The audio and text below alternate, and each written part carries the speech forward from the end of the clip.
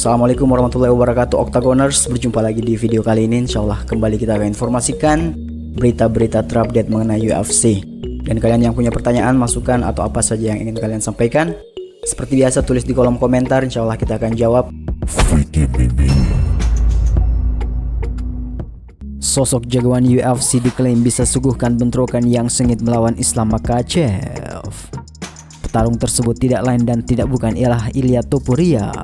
Komentar menarik ini datang dari mantan petarung MMA, Jeff Monson. Pria berusia 53 tahun itu sangat tertarik dengan pertemuan Makhachev versus Topuria.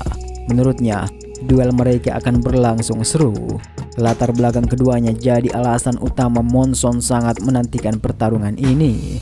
Seperti yang diketahui, Makhachev adalah juara kelas ringan. Di sisi lain, Topuria juga berstatus pemegang gelar yakni kelas bulu.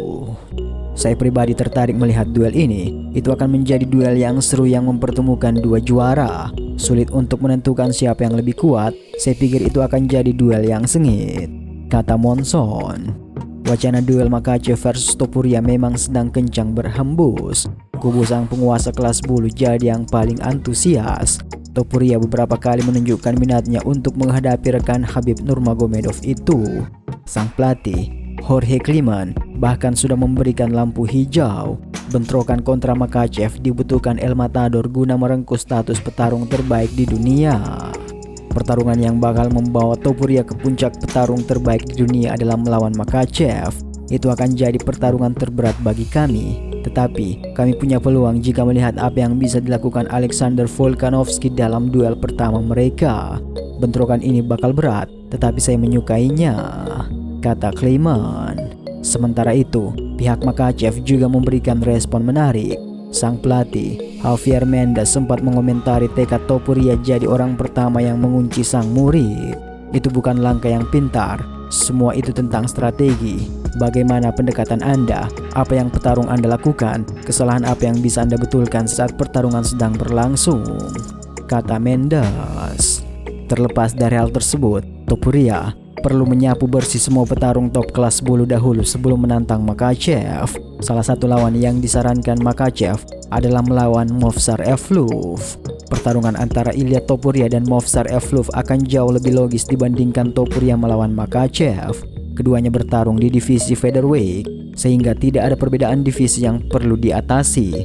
Selain itu, baik Topuria maupun Evloev adalah petarung yang tak terkalahkan. Dengan gaya bertarung yang kuat dan seimbang, Evloev dikenal dengan kemampuan grappling dan gulatnya yang dominan, sedangkan Topuria memiliki kombinasi grappling dan striking yang eksplosif. Duel ini akan menarik karena mengadu dua petarung dengan gaya yang berbeda namun sama-sama lengkap.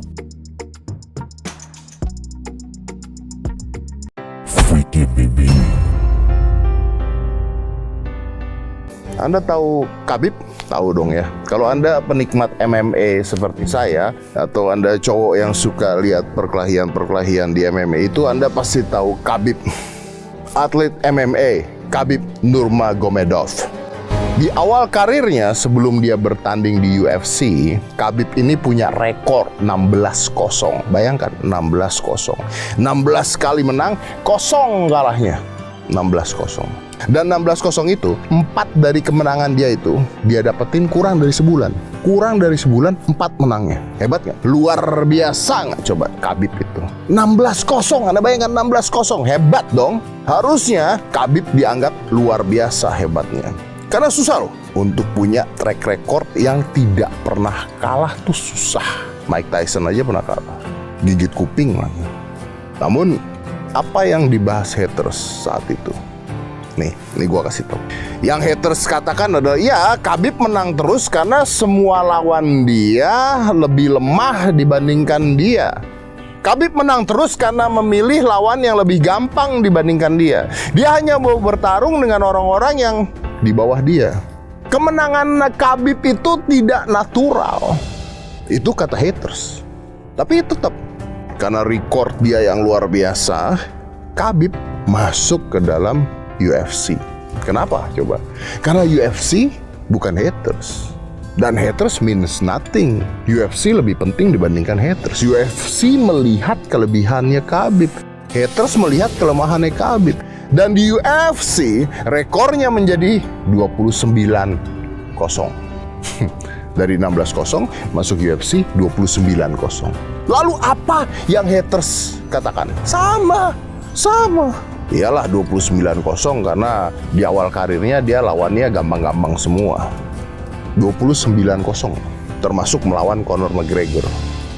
Tapi haters masih mencari kelemahan, kesalahan. Bahkan bukan kesalahan dan bukan kelemahan, mencari celah untuk masuk.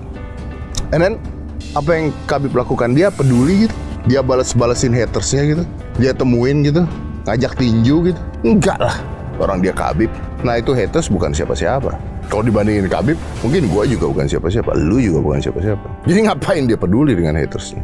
Tapi coba kita belajar. Lihat ya, dari semua perjuangan seorang Khabib, dia itu mulai belajar bela diri sejak usianya 8 tahun. Dia mulai belajar wrestle sejak usianya 12 tahun. Pernah lihat nggak video dia wrestling sama beruang? Emang haters itu pernah ketemu beruang? Dia belajar judo di usia 15 tahun, combat sambo di usia 17 tahun. Tuh loh track record dia. Bukan 29-0-nya, bukan 16-0-nya. Prosesnya mereka nggak lihat. Hatersnya masih bisa ngomong, ya menangnya karena dia beruntung, ya menangnya karena lawannya lebih lemah, ya menangnya karena bullshit. Kan goblok. Kalau seorang Khabib dengerin gituan, coba lu bayangin nggak kalau Khabib dengerin gituan? Dan ini nggak cuma netizen loh, fighter lain juga ngeremehin dia karena mau jatuhin mental dia. Bahkan saat Khabib mengumumkan untuk pensiun karena ayahnya meninggal pada saat itu.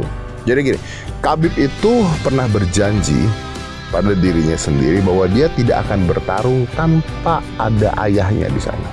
Jadi ketika ayahnya meninggal, dia pensiun. Terus apa yang haters bilang, yang orang-orang bilang? Ya dia pensiun karena dia udah tua. Gue juga udah tua. Mau lari sama gue. Dia pensiun karena dia takut kalah. Tapi Khabib gak mau dengerin kata-kata mereka.